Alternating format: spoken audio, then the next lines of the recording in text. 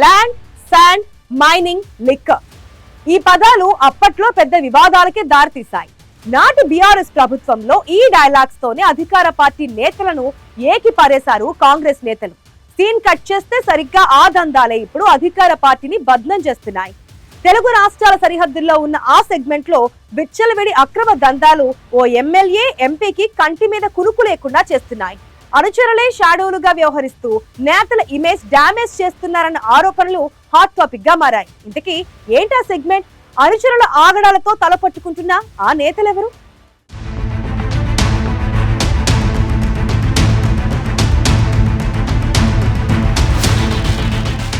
ప్రపంచ పర్యాటక కేంద్రంలో పాడు పనుల టూరిస్టు ప్లేస్ పేకాట స్పాట్ గా మారిందా? ల్యాండ్, శాండ్, లిక్కర్, మైనింగ్ దందాలకు Nagarjuna Sagar segment care of address అయిందా? ఎమ్మెల్యే, ఎంపీ పేరు చెప్పుకుని అనుచరులు విచ్చలవిడి దందాలకు తెరలేపారా?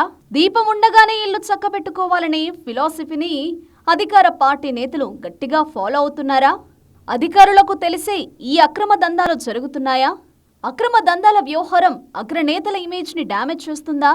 ఈ ప్రశ్నలన్నింటికీ అవుననే సమాధానాలే వినిపిస్తున్నాయి. అక్కడ మాజీ మంత్రి కుందూరు జానారెడ్డి కాంగ్రెస్ ప్రభుత్వంలో పార్టీలో కీలకంగా వ్యవహరిస్తున్నారు. పెద్ద ఆయనకు మంచి పొలిటికల్ పవర్ ఉంది. అందులోనూ ఆయన కుమారుల్లో ఒకరు ఎంపీ, ఇంకొకరు ఎమ్మెల్యే. ఇంకేం పొలిటికల్ సపోర్ట్ తో నాగార్జున సాగర్ సెగ్మెంట్ లో కుందూరు అనుచరుల అక్రమ దందాలో జోరందుకున్నాయనేది అక్కడ ఓపెన్ సీక్రెట్. పెద్ద ఊర పిఎస్ పరిధిలో అక్రమ మట్టి తవ్వకాలతో నాగార్జున సాగర్ ఎడమ కాలువకు ముప్పుందని స్థానిక రైతులు స్థానిక ఎమ్మెల్యే జయవీర్ రెడ్డి దృష్టికి తీసుకెళ్లినా దందా ఆగలేదని టాక్. ఇక హాలియా, పెద్ద ఊర పిఎస్ల పరిధిలో అయితే అక్రమ ఇసుక దందా అడ్డు అదుపు లేకుండా సాగుతోందని సమాచారం. ఎవరైనా ఇదేంటని ప్రశ్నిస్తే తాము ఎమ్మెల్యే, ఎంపీ మనుషులమని బెదిరిస్తారట. పెద్దాయన పేరు చెప్పుకుని కొందరు అనుచరులు ల్యాండ్ సెటిల్మెంట్స్, భూ కబ్జాలకు కూడా దిగుతున్నట్టు టాక్ నడుస్తోంది.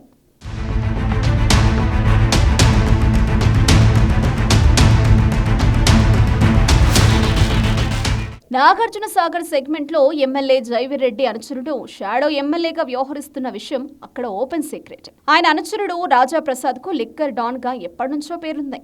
ఇప్పుడు ఆయనకు పవర్ తోడు కావడంతో అడ్డొచ్చేవారు ఎవరన్నట్లే ఉందట ఆయన దందాల వ్యవహారం.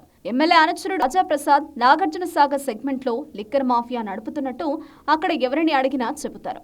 నందికొండ మున్సిపల్ వైస్ చైర్మన్ గా ఉన్న రాజా ప్రసాద్ రాజకీయ, ఆర్థిక బలంతో నియోజకవర్గాన్ని శాసించే స్థాయికి ఎదిగిపోయారని సొంత పార్టీ నేతలే చెబుతుంటారు. అధికారుల పోస్టింగులు, బదిలీల దగ్గర నుంచి అన్ని వ్యవహారాల్లో ఆయన తలదూరుస్తున్నారనేది కార్యకర్తల మాట. పొలిటికల్ పవర్ తో ఆయన లిక్కర్ దందా 3 బాటిళ్లు 6 కార్టన్లన్నట్లు సాగిపోతుందట.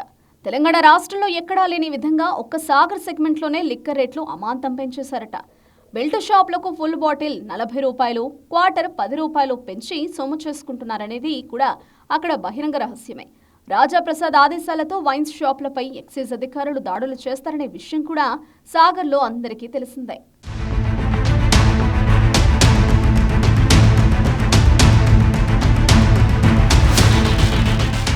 ల్యాండ్, శాండ్, మైనింగ్, లిక్కర్ మాట అటుంచితే ఇప్పుడు టూరిస్టు ప్లేస్ పేకాట స్పాట్ గా మారిందనేది లేటెస్ట్ హాట్ టాపిక్.